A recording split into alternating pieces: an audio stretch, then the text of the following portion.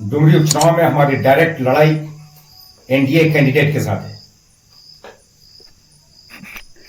आज सुबह जो गठबंधन का प्रत्याशी है उसके साथ हमारी फाइट डायरेक्ट है, नेक टू नेक फाइटिंग है। ये जेवीएम के लोग, इन लोगों की हरकतें आपको समझने के लिए काफी है, तमाम प्रदेशवासियों को, कि इनकी हालत आज क्या है। आज इनकी बयानबाजी, एक संवैधानिक पद पे बैठा हुआ एक विधायक जो कॉन्स्टिट्यूशन पोस्ट को होल्ड करता है, उसके जुबान से इतनी असंसदीय भाषा। एक हमारे प्रत्याशी जो आलिमुद्दीन है, मौलाना अब्दुल मोबिन रिजवी, उनको ये सुदीव्य कुमार सोनू जो गिरिडीह का विधायक है, वो भेड़ की खाल में भेड़िया आ गया है से संबोधित करता है। उसको मालूम नहीं है कि आलिमुद्दीन और मौलाना हम मुसलमानों के सर का ताज होते हैं। आलिमुद्दीन के बारे में हमारे पैगंबर इस्लाम सल्लल्लाहु अलैहि वसल्लम ने फरमाया कि जिसने एक आलिम की जियारत की, एक आलिम को देखा, उसने मेरी जियारत की, मुझे देखा। आज हमारे पास सैकड़ों फोन पूरे देश के, पूरे मुल्क के उलमा व अकाबरीन के आ रहे हैं कि ये कौन मरदूद है, ये कहां का विधायक है। आप तमाम लोग कमर बस्ता होके उस विधायक को पहले तो बोले कि वो माफी मांगे तमाम मुसलमानों से और तमाम उलमा व अकाबरीन से, वरना हम तमाम लोग पहुंच रहे हैं। जैसे जैसे ये वीडियो वायरल हो रही है, हमारे पास फोन कॉल्स का तांता लगा हुआ है कि इस झारखंड की सरजमीन पे यूपीए सरकार को सियासी तौर पे दफ्न कर दें आप लोग, मुत्तहिदा तौर पे, मुत्तहिद होकर, एक होकर। इसकी औकात, इसकी हिम्मत कैसे होगी। और वो सुदीव्य कुमार सोनू जिसके बारे में मैंने पता किया गिरिडीह में, और ये सुदीव्य कुमार सोनू जब पहली मरतबा चुनाव लड़ा तो 2500 वोट में सिमट गया था। जब मुसलमानों ने 90,000 वोट गिरिडीह की सरजमीन पे मुसलमानों का 70,000 प्लस वोट उसको देकर विधायक बनाया, और इसको माइक पकड़ने नहीं आता था, बोलना नहीं आता था। भाषण मुसलमानों ने सिखाया, लिख लिख के दिया। माइक पकड़ना मुसलमानों ने सिखाया, और उन्हीं मुसलमानों का भेड़िया कर, मुसलमानों को बात छोड़ दें, हमारे आलिमुद्दीन को, हमारे उलमा को ये भेड़िया कह रहा है। मैं कहता हूं सुदीव्य कुमार सोनू,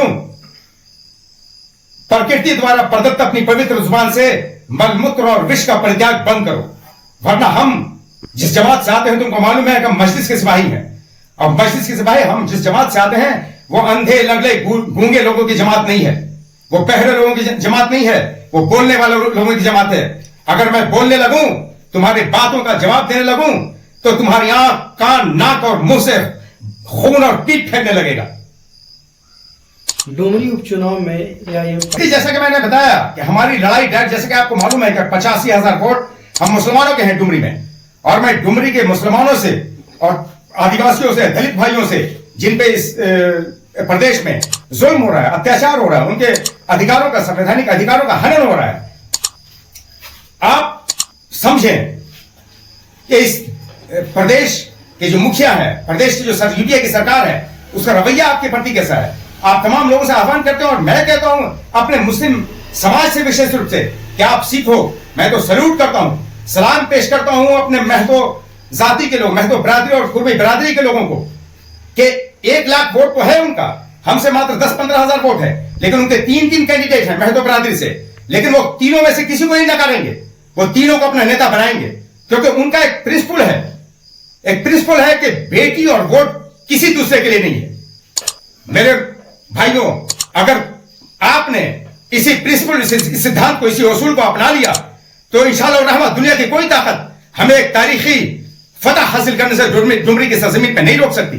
और इन बेईमानों को बताना है कि तुमने जिस तरह हमारे एक आलिमुद्दीन को भेड़िया कहा है, आने वाले चुनाव में अपने जिंदा होने, चूंकि हम जिंदा कौम है, अपनी जमीर के जिंदा होने का सबूत दें आप आने वाले 5 सितंबर को। और मैं एक चौंकाने वाले, एक शॉकिंग न्यूज आपको दे रहा हूं कि जेएमएम के लोग बौखला चुके हैं अपनी निश्चित हार से।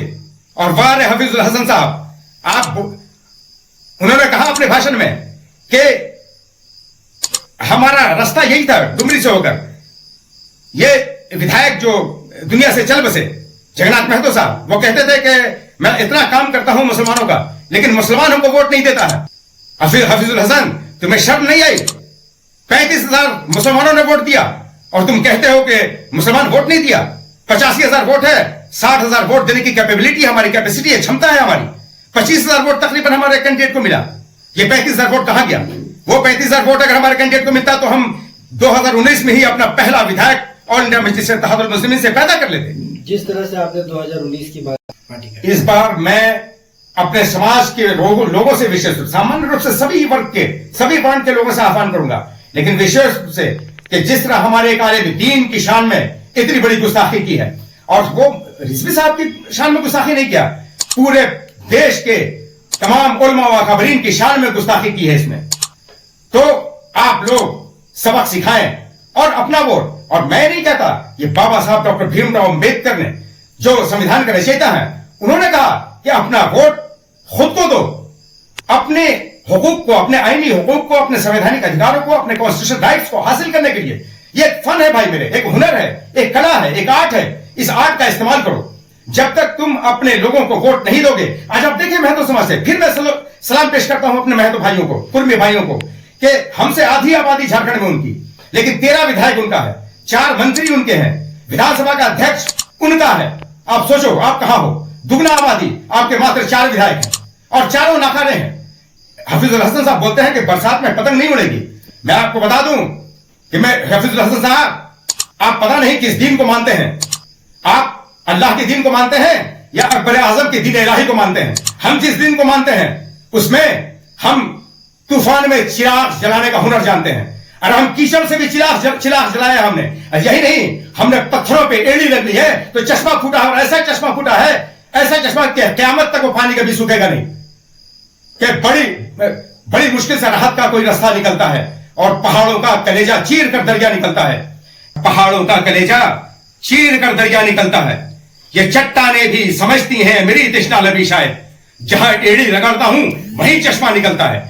तो तुम ये सोचते हो कि हम ये विरासत में, ये जो चिराग हमने तूफानों में जलाने का हुनर सीखा है, वो हमको विरासत में मिला है। अमर्यादित भाषा का इस्तेमाल की रणनीति रहेगी इसको लेकर। देखिए, जिस तरह से इसने गैर इंसानी भाषा का, अमर्यादित भाषा का, असंस्कृत भाषा का इस्तेमाल किया है एक हमारे आलिम दीन के खिलाफ, मैं उन्हें वार्न करता हूं, चेतावनी देता हूं मिस्टर सुदीप कुमार सोनू को, कि अगर आपने अविलंब पब्लिकली, सार्वजनिक रूप में जिस तरह आपने हमारी डिफेमेशन की, हमारी मानहानि की, अगर आप सार्वजनिक रूप में माफी नहीं मांगते हैं तो इंशाअल्लाह रहमान इस आने वाले डुमरी उपचुनाव में वहां की जनता, विशेष रूप से वहां के मुसलमान, आपको धूल चढ़ाएंगे। इंशाअल्लाह रहमान आपको एक ऐतिहासिक हार से हम गिरार करेंगे इंशाअल्लाह रहमान।